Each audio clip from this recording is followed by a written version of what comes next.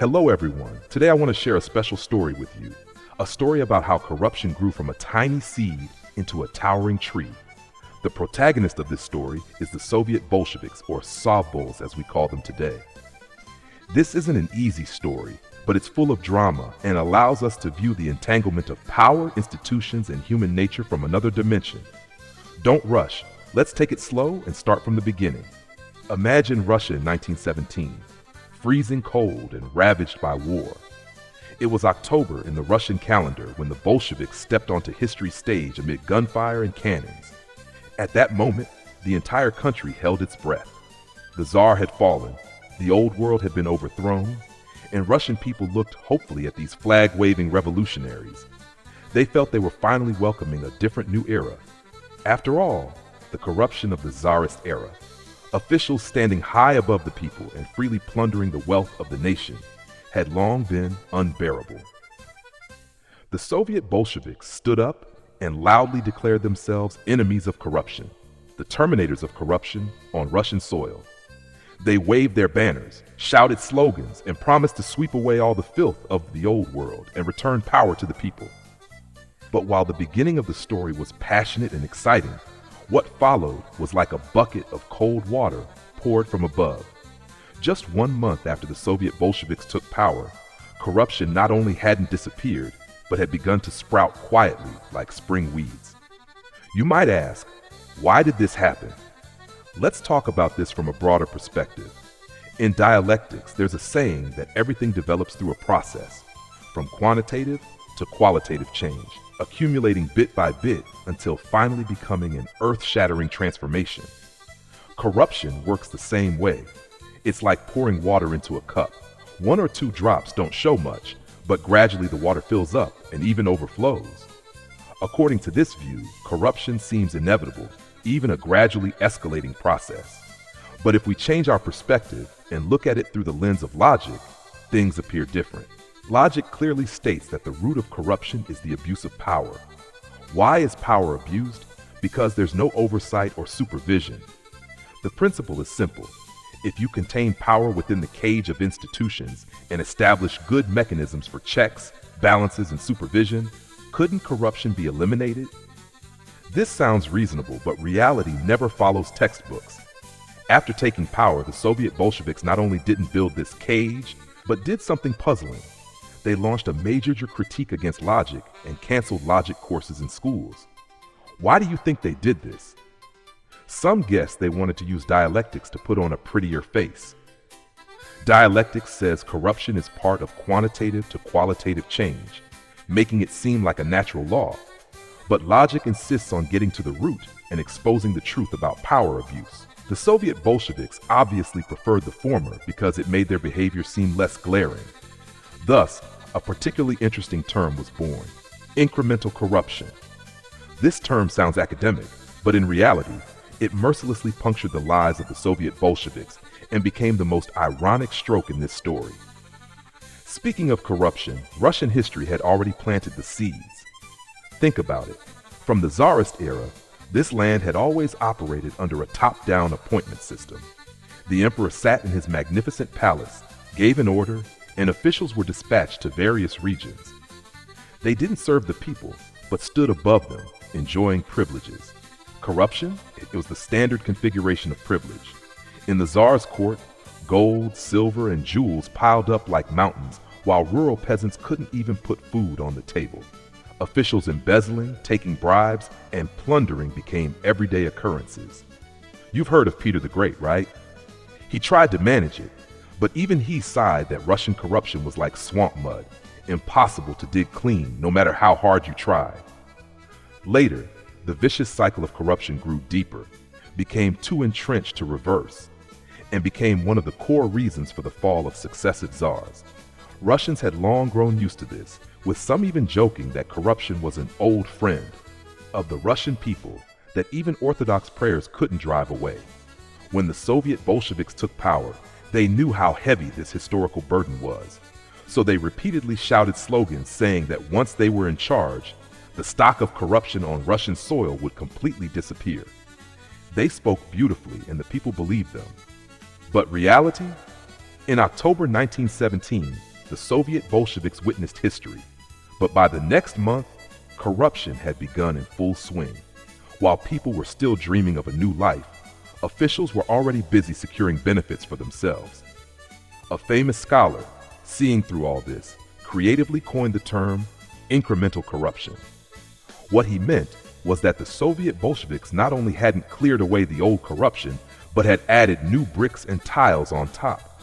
This wasn't something to be proud of, but it definitely became an unavoidable chapter in the Soviet Bolshevik story.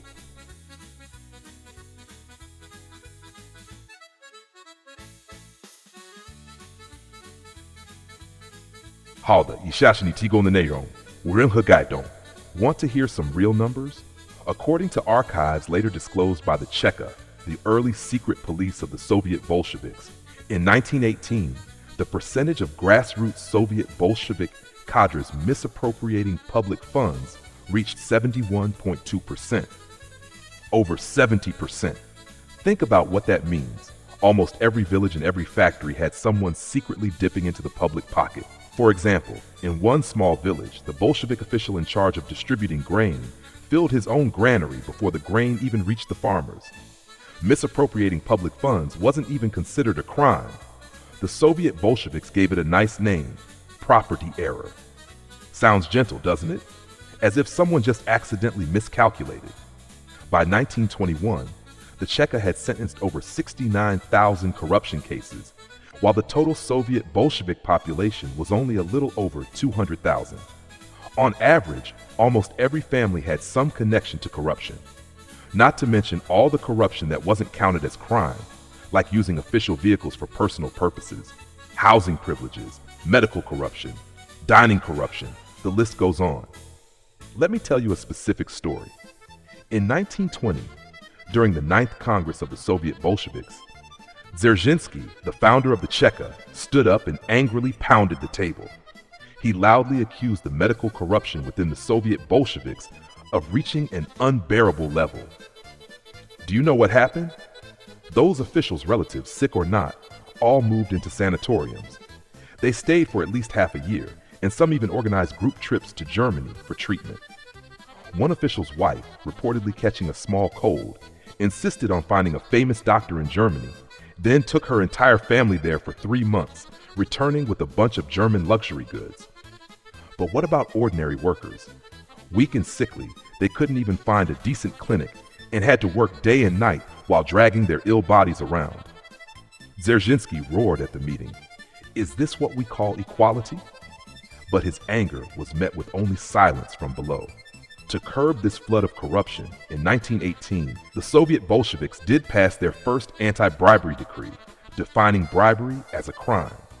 Unfortunately, they deliberately avoided the true root of corruption and were unwilling to properly build a legal system. For instance, when an official was caught red-handed taking bribes, his superior would wave it away, calling it a work necessity, and the case would be dropped. By 1922, anti-corruption work had become a mere formality, just shouting slogans and putting on a show. From then on, corruption within the Soviet Bolsheviks began to consciously expand. They continuously increased officials' benefits, created a bureaucratic ranking list, removed salary caps, established allowance systems, and even canceled the cadre rotation system, effectively restoring lifetime appointments. At the beginning, Soviet Bolshevik officials' salaries were similar to ordinary workers, but they had a special trick, holding multiple positions simultaneously. Each additional position meant additional income. According to Cheka archives, some people held positions in as many as 52 units at the same time. Imagine how much salary that would be. There was a guy named Ivanov who, at a young age, used connections to become a consultant for several factories, doing nothing daily but waiting to collect money. By 1923, just 4 years after taking power, the Soviet Bolsheviks introduced a bureaucratic ranking list. Officials in it enjoyed special supplies, high salaries, red envelopes, and top cadres could even take family members and doctors abroad for 3-month vacations annually, all expenses paid by the government. One high-ranking official named Petrov had a personal doctor for his son from birth, used special supplies for everything, and didn't even have to wait in line for school. Later, During Brezhnev's era, this privileged class expanded to 3 million people, and corruption became a behemoth. Let's talk about distribution rights. Dialectics says that the means of production in the Soviet Union belonged to the people, so the people should have been quite wealthy. But logic pointedly notes that whoever controls distribution rights controls ownership. Clearly, distribution rights were in the hands of Soviet Bolshevik officials. Wherever their power tentacles reached, corruption followed. State-owned and collective enterprises became their private gardens. For example, there was a famous tractor factory meant to build equipment for farmers, but the factory director secretly sold the best machines to his relatives, leaving farmers with inferior products. Corruption infiltrated every aspect, blooming everywhere. From Lenin to Stalin, then to Khrushchev and Brezhnev, each had a different attitude toward corruption. Lenin, busy stabilizing power, turned a blind eye to corruption. Stalin used corruption as a tool to reward loyalty. He had a general named Voronov who embezzled an entire carload of gold. When Stalin found out, he just smiled and said, "He's good at fighting wars, so let him take a bit." Khrushchev wanted to manage it, but lacked the strength. He once pounded the table saying he would severely punish corrupt officials, but a few days later, the cases were suppressed again. By Brezhnev's time, he simply acknowledged it directly, even saying, "Everyone has a share, so don't call each other out." But regardless of attitude, economic corruption eventually transformed into political corruption. The upper levels permitted the lower levels to plunder, while the lower levels bribed the upper levels for positions. A young official, in order to get promoted, gave all his family savings to his superior and was sitting in a new office chair the next day. Bureaucracy ran rampant, and politics became increasingly rigid. Most frightening was that corruption became part of the system. As Yeltsin put it, the higher you climb, the more you enjoy. Climb to the top, and you've entered communism. The Soviet Bolshevik system explicitly priced things out, allocating mansions, villas, maids, and medical care to officials based on rank, with families and children able to inherit these privileges. For example, there was a minister named Mikhailov whose villa had more than a dozen rooms and a private swimming pool in the yard. His grandson rode in special cars to school from a young age and used stationery imported from France. The Soviet Bolsheviks were immersed in the euphoria of victory, accustomed to hypocritical praise, carefully avoiding words that might bring disaster. They controlled the propaganda machine, singing praises daily, saying everything was fine, and even if there were mistakes, they were just small detours on a great journey. But when corruption reached society's limit of tolerance, what did they do? They threw away their so-called faith like foot-binding cloth. 74 years of corruption history tells us with ironclad facts that the faith and theories the Soviet Bolsheviks preached were nothing but a fig leaf for their corruption.